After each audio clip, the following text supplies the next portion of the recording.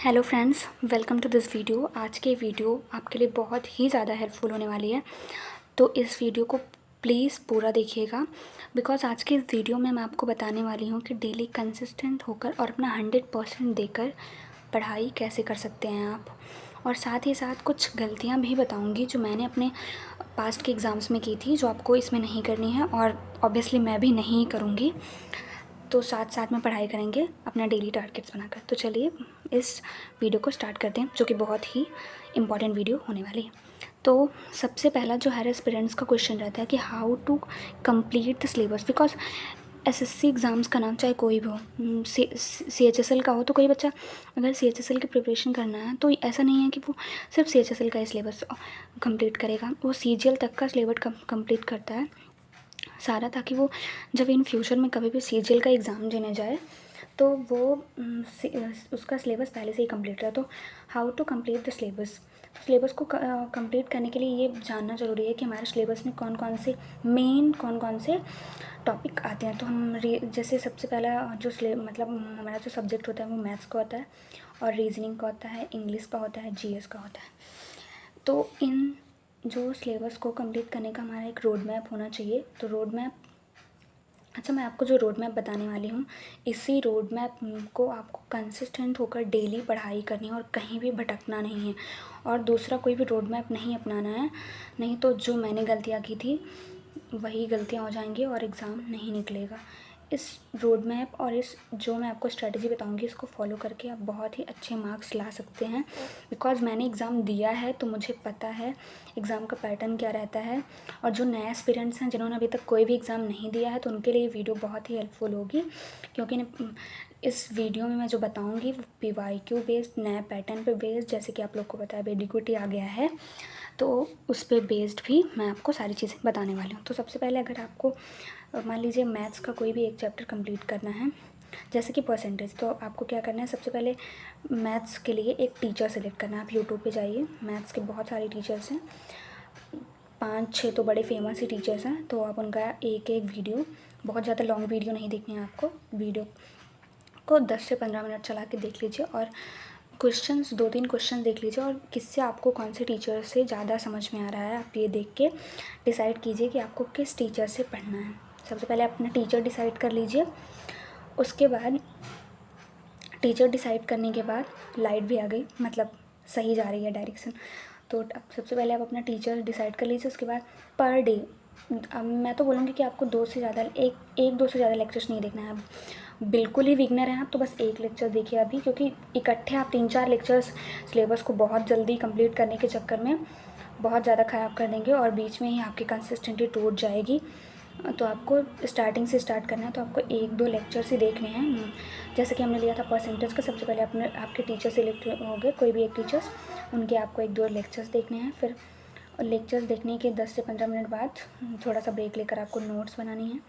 Notes बनाने के बाद आपको 30 मिनट उसी नोट्स को रिवाइज़ करना है। नोट्स रिवाइज़ करने के बाद आपको 10 से 15 क्वेश्चन उसी चैप्टर की प्रैक्टिस करने हैं। जैसे आपने कोई आज एक टाइप किया तो उसी टाइप के ऊपर मैथ्स में तो चैप्टर वाइज और टाइप वाइज भी क्वेश्चंस हैं। जैसे आज आपने मैथ्स का कोई एक टाइप किया तो उसी टाइप के आपको पहले अपनी नोट्स उस टाइप के फार्मूलाज वगैरह को प्रैक्टिस करनी है, कॉन्सेप्ट को रिवाइज़ करना है अपनी नोट्स से। उसके बाद उसी टाइप के आपको 10 से 15 क्वेश्चन प्रैक्टिस करने हैं। इस चीज़ को आप डेली बेसिस पे करना है। आप डेली बेसिस पे रिवीजन के लिए ज़्यादा से ज़्यादा 15 to 20 मिनट्स दीजिए, और प्रैक्टिस के लिए भी 15 to 20 मिनट्स। और हफ्ते के 5 दिन रखिए थ्योरी और शॉर्ट रिवीजन के लिए, और लॉन्ग रिवीजन के लिए आप हफ्ते के 2 दिन रखिए, सैटरडे और संडे। पढ़ाई आपको हफ्ते के बस 5 दिन ही करनी है, 6वें और 7वें दिन, सैटरडे और संडे आपको बस रिवीजन करना है जितना आपने पढ़ा।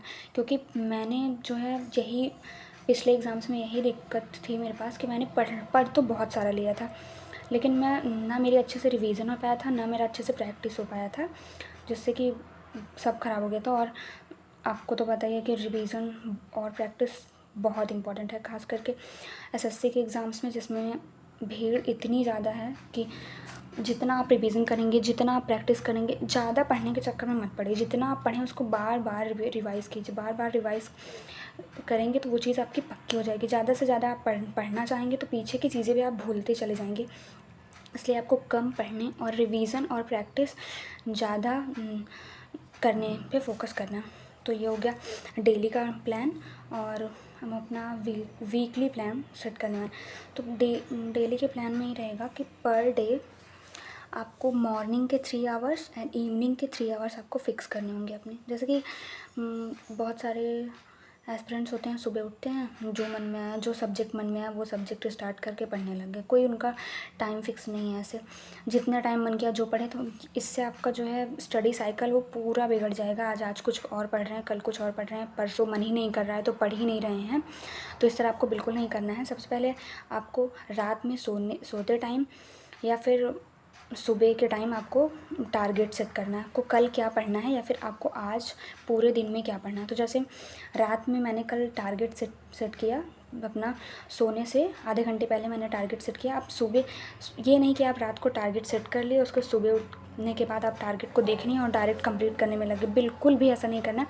सबसे पहले आपको सुबह उठकर अपने टारगेट को अच्छे से देखना है। तो ये आपके माइंड तक सिग्नल जाएगा कि आज का ये आपका टारगेट है। नहीं, अगर टारगेट की नोट्स को अपने खोल के नहीं देखेंगे तो माइंड को सिग्नल मिलेगा कि ये कल का ही टारगेट था, तो आज आपको पूरा नहीं करना है। तो इसलिए आप अपने टारगेट्स को रोज़ सुबह देखें, या फिर आप अगर आपको सही लगे तो आप सुबह ही टारगेट्स बनाएं। अब क्या करना है, आपको मॉर्निंग के 3 आवर्स और इवनिंग के 3 आवर्स आपको अपने फ़िक्स करने हैं। बाकी आप चाहे जो मतलब टाइम रखें अपना स्टडी का, लेकिन आपका मॉर्निंग के 3 आवर्स और इवनिंग के 3 आवर्स आपको फ़िक्स होने चाहिए। इससे क्या होगा, इससे आप 6 आवर एक कंसिस्टेंट स्टडी कर पाएंगे और आपको मोटिवेशन भी मिल पाएगा दिन के जो बाकी टाइम्स रहते हैं उसमें पढ़ने के लिए। तो आपको क्या करना है, आपको मॉर्निंग के 3 आवर्स और इवनिंग के 3 आवर्स फ़िक्स करें। जैसे कि मैंने अपना 8 बजे से 11 बजे तक का टाइम फ़िक्स कर लिया पढ़ने का मॉर्निंग का, और 3 बजे से फ़िक्स कर लिया 3 आवर्स का इवनिंग का। तो इससे एक कंसिस्टेंट स्टडी जो हो पाएगी 6 आवर की हो पाएगी। तो ये तो हो गया अपना डेली प्लान, जो आपको डेली पढ़ाई कैसे करनी है, वीकली पढ़ाई कैसे करनी है। अगर आप कमेंट करेंगे तो आगे भी ऐसी वीडियोज़ आती रहेंगी। तो चलिए, आप एक लास्ट जो हमारा टॉपिक बचा वो एआई। आज के ज़माने में आप जानते हैं एआई कितना ही पॉपुलर है। ऐसे इमेजेस, ऐसे वीडियोस क्रिएट किए जा सकते हैं एआई से जो बिल्कुल ही देखने में ओरिजिनल लगते हैं। तो एआई से जब सब कुछ किया जा सकता है तो पढ़ाई को भी बहुत ज़्यादा बूस्ट किया जा सकता है, अपनी स्टडी को भी एआई की हेल्प से। तो आप अपने फ़ोन में ChatGPT आप इंस्टॉल करके रखें। जब भी आपको कोई भी प्रॉब्लम हो, तो ऐसा कोई नहीं है जिसके पास कोई परमानेंट कोई ना कोई बैठा है उसकी हेल्प करने के लिए। तो जब भी आपको कोई भी प्रॉब्लम हो, मैथ्स से रिलेटेड, इंग्लिश से रिलेटेड, रीजनिंग से रिलेटेड, जीएस से रिलेटेड, तो आप एआई की हेल्प ले सकते हैं। इंस्टेंट आपको एआई आंसर कर देगा। बाकी आपको अपने टारगेट कैसे सेट करने हैं तो आपको खुद ही करना पड़ेगा।